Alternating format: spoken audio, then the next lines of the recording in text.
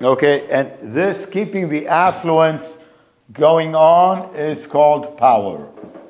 Now, power is not having a lot of money. Power would be having influence on other people, having good control of my environment, being in my position, and I know that I can keep my position for a long time. In Haifa, I have a real estate company, and I have a maintenance guy. His name is Abed Sandakli. And this guy, Abed, has been working in the company 35 years. And every problem I have in the business, Abed can fix it. And when I need something, Abed, can you do this? He does it. It's a mutual relationship. When Abed says, tomorrow I'm not coming to work, I need to handle something personal, I say, yes, Abed. He's an independent person, he's powerful, he has a lot of self-confidence, because when I ask him to do something, he can say, no, Danny, this I cannot do. So when you accomplish power, you have freedom. You're not in danger from the environment, nobody's going to fire you, your wife isn't going to leave you, you know you are progressing towards your goals. Okay, good. So, the last subject we're going to cover today. In English, it says, the why is God. Good. Okay, so we have in English the word why, and why is usually used as a question. Why am I here? Why do I do this work? Why is it raining today? So we ask all the time, why, as a question. So in English, when we ask the question why, we are looking for a reason for something. So the reason, we also give the word why a noun. The why, which is now a noun, is just the reason for something. So in any activity, in a business, we usually look at business, and in business it's easy to measure with money. We went from Noni, we went up, okay, the business goes up like this, and always in your activity you will find that at some point the business is leveling off. It's leveling it off. And this we know is emergency, because nothing stays the same forever. If it's leveling, if I don't do something, it's going to go down. And from this point, it can go up or it can go down. If we do the right things, it'll go up again. Maybe in my relationship with my girlfriend, there was a rough time. We had some difficulties and we didn't know what to do, but we went to a counselor or we went to Life Power. In Life Power, we have marriage counseling, helping couples. So I did a good program to help the relationship, and the relationship is getting better. In my dressmaking business, I was doing 4 orders a quarter for a long time. Maybe it's going to go down, but then I took somebody to help me. I made some change in the business. It's going up again. If I don't handle the problem, my statistic will go down into danger and non-existence. Okay? So this area here, I have to change something. I have to make a decision what to do. And we call this DMP. And DMP, you can look at page 33. It says so here, decision-making point.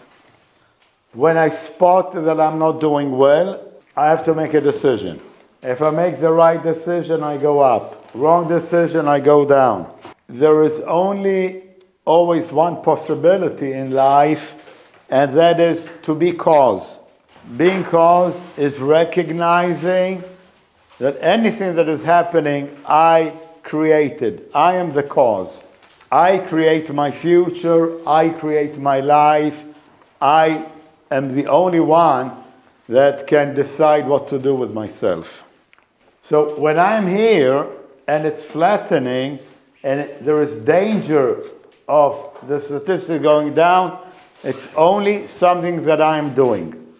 If I say it's the weather, it's the Chinese competition, it's the season of the year, it's the corona, it's the war in Ukraine, it's this, it's that. I cannot improve my condition. Something else has control over my life. This is not the real why. So the real why, which is the true reason for something, the real why will always open the door. When we have a statistic flat or the statistic beginning to go down, and it's beginning to go down here, I say, quick, what is going on? The statistic is going down. I do why finding. I look for the reason, the true reason. It's called why finding. I look for the why. And when I find the true reason for the decline, it has to be, it's only me. Only something that I can change. Because if I cannot change it, I'm a victim. And victims always end up lying on the road drunk. If I find the real why, it opens the door for a change. So when I do why finding, looking for the true reason for decline, I handle it and I recognize myself as the cause, it will go back up. And that's why we say that the true why is God, the supreme power, because this is what monitors or controls our life. This is fine, good. May I just give you briefly a personal example of this? My wife and I, we opened Dror Center in 1992. So of course, 1992, it was zero, there was nothing. And it expanded nicely, so we were successful. But then around 2005, I saw that it was going flat. And we could not expand. We had a certain number of people working with us. Dima was with us, and a few more people with us. But no more clients, and the business wasn't expanding. And all these years, we had a relationship with a big international organization. And I did my own why finding, my analysis, why the statistics were flat, why we could not grow. And I realized that as long as we are in contact or being under the control of a big organization, we cannot expand, we cannot grow. This relationship is destroying us. You can also see this in personal life. I mean, maybe you want to create something and your mother or father doesn't let you create. You need to leave home. I grew up with a very strict, very tough mother. At the age of 19, I left home. I'm now 71 years old. My mother, next month, is 100 years old. But she's still very tough, still not very pleasant. I still don't live with her. Okay. So we were part of this organization, and we realized that the organization was oppressing us, keeping us down. And at some point around the year 2010, 2011, we started talking. Dima and Aviv and Tami and Moti and Carmela and I, we started talking. We said, this is not going good. What do we do? We knew we had to make a change, because if we don't change, we continue to go down. I was writing letters to the management of this organization, and they told me, shut up, don't tell us what to do.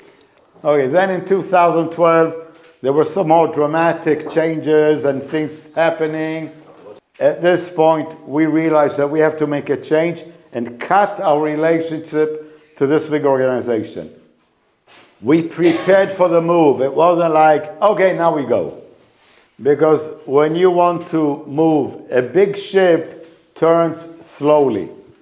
Okay, when you're on your motorbike, you can make a quick change. We can make a quick turn. But when you drive a big truck, you have to do a long detour. Myself, I could make a change very quickly. But I had to take responsibility for Dima and for the group and for all our clients or friends. So we prepared 6 months from January 2012 until June 2012. We prepared the move. We had a lot of meetings, a lot of analysis, a lot of research, a lot of study. What do we do? And finally, 28 June 2012, we cut. And we made our center, our organization, independent, free from the relationship to this big organization. And we were afraid, Dima and I and the group, we didn't know what's going to happen. I mean, we were afraid that maybe we made a big mistake, maybe we won't make it, maybe we will fail. But because we prepared, because we learned, we gained all the knowledge that we did, we prepared ourselves, we communicated to a lot of people, we stayed together, working hard together. Not only did we survive, but we are now much, much bigger. We had a dip, and now we are much, much bigger than before. So now Dror Center in Haifa, we have more than 120, 130 people receiving services from us every month. We never, before 2012, we never had any clients from outside Israel. Now we have a big group in Prague, and we have people in Riga, Latvia, in Athens, in Kharkov, in Moscow, in many places around the world, coming to Haifa to receive services from us. We create our own books, our own materials, and we are steadily expanding. So now we know that what we did here was the correct move, because we were dipping, we made a change, and now we're expanding. And for the past 11 years, since 2012, we're growing, expanding all the time. Okay, I love you guys. We had great 2 days together. Thank you very much.